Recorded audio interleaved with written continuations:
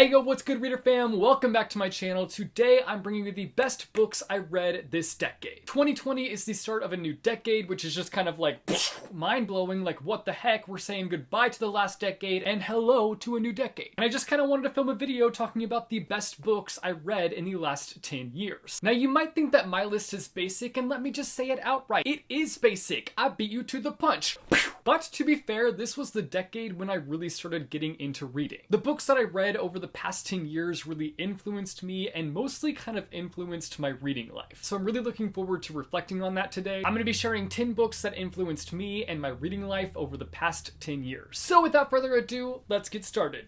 The first book on my list is The Hunger Games. This book is about a corrupt society that sends these kids to an arena to kill each other. How fun! I read this trilogy my senior year of high school leading into my freshman year of college, and they were really the books that kind of kickstarted my love for reading again. I basically owe this trilogy my reading life. If it weren't for you, I wouldn't be here today. But really, they were kind of the books that kicked my butt with the realization that, hey, reading is dope! School kind of gave me this skewed idea as to what reading is supposed to look like, and these books were like candy in the fact that I loved them and I didn't want to stop reading them. And reading them made me want to pick up more books and try new books. They were very influential books in my life. And I still feel like these books are solid, like they still hold up. People like to jump on these books with a fiery hatred, but I got nothing but love for these books. Next on my list is The Fault in Our Stars. Talk about a throwback. When I look at this book cover, it just kind of sends me into a spiral of nostalgia. This story follows our main character Hazel Grace. Hazel's mom keeps pushing her to go to this cancer support group, and when she finally does, she meets this boy named Augustus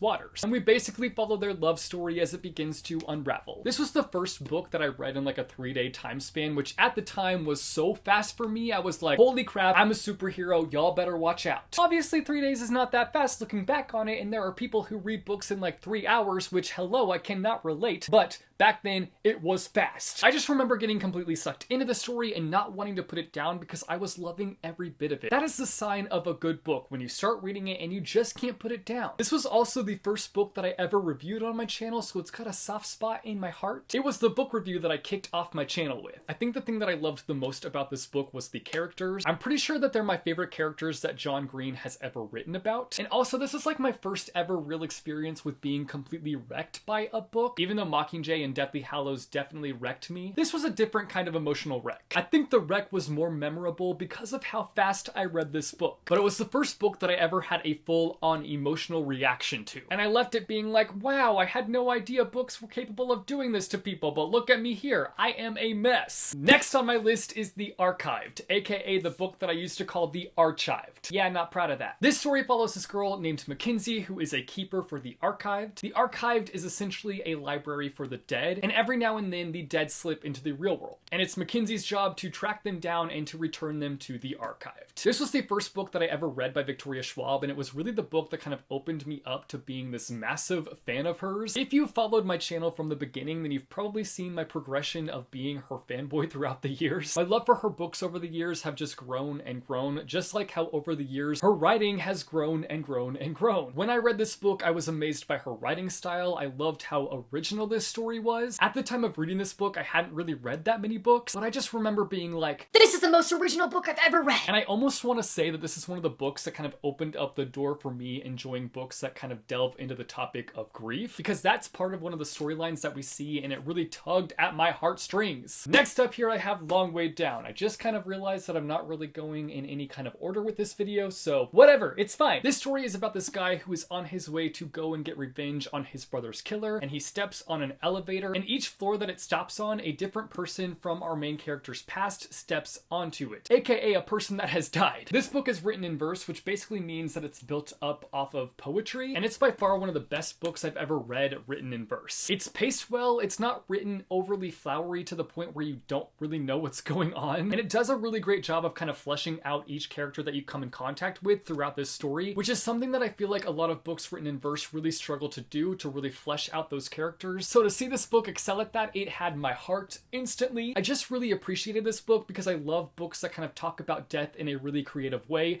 and this does just that. It talks about it in such a creative creative and unique way. Which, speaking of books that talk about death in a creative way, next on my list is A Monster Calls. This book is about this boy who is facing a lot of hardships in his day-to-day life. He's being bullied at school, his dad isn't around, and his mom has been diagnosed with cancer. And during this time, he's had these very vivid nightmares. One night, he's visited by a monster, and this monster wants something from him. Something that he's not sure he's ready to give this monster. Honestly, this is one of the best books I've ever read, and I will go to the grave proclaiming that. That's how much I love it, okay? Even though I know that it has its flaws. Like, I'm pretty sure the line, "She let out a breath she didn't realize she was holding," is in this book somewhere, and like, we ain't really about that line anymore, but we're gonna overlook that. I didn't see it. I've never been so moved by a book in the way that I was moved by this one, and I feel like there are several different aspects as to why that could be. The overall topic matter that's discussed, but also kind of how this book came to be and the background story behind this book. Knowing how this book came to be just kind of adds another moving layer to it. I loved the reality meets magic concept and the exploration of death in such a metaphorical way, and the images just add a little extra spice to the overall great story. Next on my list, I have Steal Like an Artist. This is literally just a little book on creativity and unlocking the creative monster inside of you. I feel like this book was honestly a big turning point for me in terms of how I approach different things in my life. I feel like it even shifted the way that I look at my YouTube channel and how I go about creating content. It's a book that at the time of reading it, I didn't realize how much I needed it, and I also didn't realize how much it had affected me until quite a while after reading it. If you're feeling stuck creatively in whatever you're working on, I highly recommend checking this out. Next on my list, I have Six of Crows. This book is about this crew of people who take on a heist. To put it simply, something I learned this decade is that I am trash for the Six of Crows crew. I would die for them, to be honest. Leigh Bardugo is the queen of young adult fantasy, and I don't know that any author will come through and ever take over her throne because she is sitting on that throne and making me trash for all her books. She just has this way of building these super detailed worlds and having this great balance of a well thought out plot with characters that will win over your heart. Next on my list, I have The Perks of Being a Wallflower. This story follows this boy named Charlie who is figuring out his life in high school, going through things like first love, making friends, family issues, and finding his footing. This was the first book I ever read where I saw myself so clearly in the main character, like I thought I was reading about myself. It was creepy. We follow this boy who is struggling with relationships in high school. He's super shy and quiet, and he's just trying to figure his life out, and that was just so relatable in the moment of reading this book. I know I don't seem shy or quiet in my videos, but in real life when I'm not talking to a camera, the shy boy takes over my body, and I have a hard time functioning in social situations. This book honestly just kind of nestled its way into my heart, and it's one that made me reflect on my own experiences in life and how they kind of shaped me into the person that I am today. Next on my list is Miss Peregrine's Home for Peculiar Children. This honestly should have been the grand finale, but I just can't help myself. I want to talk about it right now. This story follows this boy named Jacob who grew up hearing all these wild and crazy stories about these peculiar children that his grandfather grew up with. While he believed them at first, he grew up and his perspective kind of shifted a little bit, and he started to think of them as made-up stories. After the passing of his grandfather, he sets out on this journey to discover if the peculiar life his grandfather told him about growing up was actually real. I'm aware I talk about this book way too much. I am a broken record, but it's quite literally the most important book I read this decade, which is funny because when I first read it, I didn't like it, but then I couldn't stop thinking about it, so I was like, you know what? I'm just gonna reread it, see what happens. The next thing I know, this book is my favorite book of all time, and it completely took over my life, which is both a good thing and a bad thing. I am honestly hoping that I find a new all-time favorite book in this next decade because I talk about this book too much. I'm surprised somebody hasn't chucked a book at me by now because of how annoyed they are with me talking about this book every chance I get. Regardless, there are so many elements in this story that I connect with on a personal level, from the relationship that our main character has with his grandfather to this idea of just feeling so lost in life, and also the idea of trying to find a friend group that doesn't look at you as an outsider. The last book on my list is The Storied Life of A.J. Fikry. This story follows our main character A.J. Fikry, who runs this bookstore. He's going through a bit of a bad season in life where everything just seems to be going wrong. His wife passed away, he lost this rare and valuable collection of Poe poems, and his bookstore is experiencing the worst sales it's ever seen. But his life begins to turn around when he's left with something unexpected. This book surprised me in so many ways. It's a book that when you're reading it just feels like a love story to storytelling, and reading it just kind of felt like a breath of fresh air. While I was reading it, I was being reminded as to why I myself love storytelling and why I love books so much, and that's because it can open so many doors to so many new places and so many new ideas, and it's the opportunity to take a walk in someone else's shoes. And that's just to name a few. It was just a little reminder to me as to why books are so important. So those were 10 of my favorite and most influential books that I read in the last 10 years. This list was incredibly hard to narrow down, but I somehow managed it, though I'm still not super confident in my list. You guys should let me know down below in the comments some of your most influential and favorite books from the last 10 years. If you like this video, be sure to go and hit that like button. If you want to see more bookish content from me, be sure to go and hit subscribe or go and hit that bell icon and you'll be notified every time I post new videos. As always, thank you guys so much for watching. I hope your day is bright,